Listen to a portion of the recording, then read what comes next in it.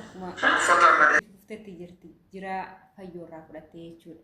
Nagaallee isin gaafachuun dagane nagaa fi jaalalli waaqayyoo haalaaf bakka jirtanitti isiniif haa baay'atu. Obboleeyyan koo amantaa birootaa taayyoyyaa ashama harka fuune isiniin jecha egaa akkuma viidiyoo koo argitan kana akkuma jalqaba dhaggeeffattan kana ati sabboontu jira fudhattee akkaataa jireenyaa mana jireenyaa isaanii yeroo bareeffatan argitaniiti jirtanii.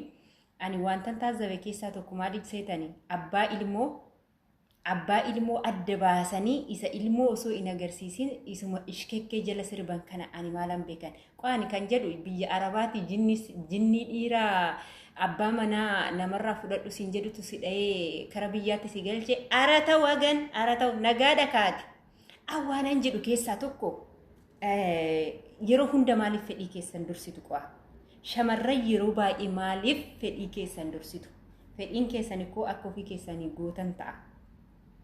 Tokkoffaa fedhii keessan ofii keessaniif of qoxxabuutii qabdu. Lammaffaa immoo kaayyoo qabdaa, karoora qabdaa, fuulduratti abjuu qabdaa. Abjuun kee inni gara fuulduraan maalidha? Erga kaayyoo qabaattee karoora qabaattee abjuu kee kara fuulduraan nan karoorsaa nan yaada wantan galmaan ga'e abjuu koo sana wantan yaade galmaan nan ga'a yoo jettee teessee yaaddu kana akkuma biyya arabaatti galaniin inni dhiiratti nama rarraasisu maalidha? Ijoolleen baay'een shamarran takka lama qaban jechuudha. Gaafa biyya arabaatti kara biyyaa galan jechuudha. Dhaqaniituma dhiiratti laxxafamu. Dhiirri sun abbaa manaa qabaa, daa'ima qabaa. Fuuldi durrisaa na wajjin hin jiraataa jedhanii wanti isaan yaadan hin jiru. Dhaqanii itti laxxafamuu qabu. Kun immoo isin miidha jechuudha. Miidhamtanii isa har'a namatti laxxafamuu kana argitan malee dhiira takka argitanii qoosadhaafis sin jaalladha sin jechuu danda'a. Si madaaluufis sin jaalladha sin jechuutii danda'a. Kan hundumaa immoo ati tasgabbiidha waan hunduma isaa laalteet jireenya yoo ta'aate ariitiidhaan hin ta'u. Bultiis gaa'illis kan waaqayyo ganama eebbisee sii kenneedha jechuudha.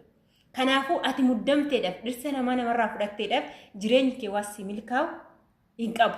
Dhirsa namaa immoo hin fudhannees wii teessee kan rabbiin iree keessii qoode hin eeggatta taananis jireenya gaarii akka jiraattu bar hundumtuu ireen harka rabbiitii jirti jechuudha. Mee ati maal jechuudhaniiti amma kana geessu taate namni mee miidiyaa kanarratti namni maalirraa baratu jetteeti viidiyoo kan waraabdee ergitu. Dhiirri tokko si jazbaa keessattuu ijoolleen dhiirri Oromoo kun jaalala namaaf kennuu hin beektan. Jaalalli maal akka ta'e hin beektan. Faayidaa kunuunsa jaalala shamarraniif hin qabdan jechuudha. Maaliif yoo tokko argitanii tokkorraan buutu yoo tokko argitan tokkorraan buutu. Kun immoo dogoggora guddaadha. Ilmoo olii gadi dhaluun haadha garaagaraarraa dhaluun faayidaa hin qabu. Ilmoo manaa walitti fiduunis faayidaa hin qabu. Maaliif jennaa tokko daa'imman jaalala walii hin qaban. Lammaffaa immoo gaafa ati ilmoo ishee kanaaf gootee ishii sana dhiistu ani abbaan koo maalidha isaaniif godhee ana maaliif dhiiste jetta. Humna qabdaa kan ijoollota kara lamaa dhalchitanii ittiin jiraachistan kan fayyoon ana ajaa'ibsiifadha. Fayyoon dubartii cimtuu fi kaayyoo qabduudha jechuudha.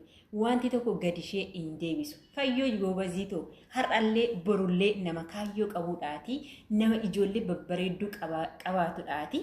Kanaafuu yoomiyyuu kufaatis sammuu kee keessa hin namni osoo ati jaallattu otoo ati kabayyuu si dhiisee sirraan tarkaanfatee deeme duukaa hin deemin biraa deebi'uun keessun immoo guyyaa takka mallattoo gaafii sammuu isaa keessatti uumeti gaafa ati jireenya dhuunfaa keetii eegaltee daa'imman kee guddisuutti kaatu sana gaafa sana ergaa miidhetan ture nama sana miidhetan ture jedhee miila kee jalatti kufu gaafa sana immoo ati isa kaleessa kufaatii kee laalee sirraa deeme sana osoo hin taane kaayyoo kee isarraa isa kuftee kaate sana kufanii ka'uuni cimina isinitti hima. Yoo kuftee achitti hafte garuu dadhabbina keeti. Kanaafuu sabboontuun tuni mee maal jiraannaaf ta'a jedhe innillee isaalfatu naa gaafa eenyu dubartii duuba deemu miila dubartii duuba gaafa deemu isaalfatu xiqqooshi araba mada'aana lama ara waan bareedu hojjedhaa miidiyaan kanarraa maal baranna ree.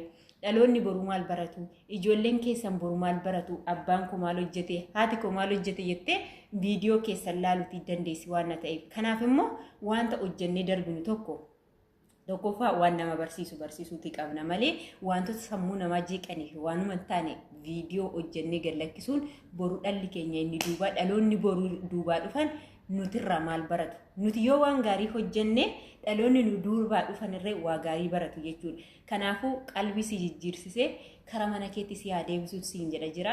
Kanaafuu olii gadi hin kaatin miila lama qaba jedhanii muka lama iyyabbatan jedhan. Haadha manaa kabajamtuu jaallatamtuu haadha ijoollee keetii kunuunsa kabajiiti. Akkuma duraan jaalala wajjin jiraattan ishuma kana faana jiraadhu malee miila lama qaba jettee fayyoo biras ishee sana biras hin jaajjin. So kanaaf viidiyoon kun har'aa kana yoon dogoggora qabaadhe dhiifama naaf godhaa. Egaa viidiyoon kun yoo isinitti tole like, share, subscribe gochuu hin dagatinaa. Warri maamila koo taatan yaada maamila kootiin jajjabeessa. Warri maamila koo hin taane immoo kottaa maamila kootti dabalamaan isiniin jedha. Turtii gaarii.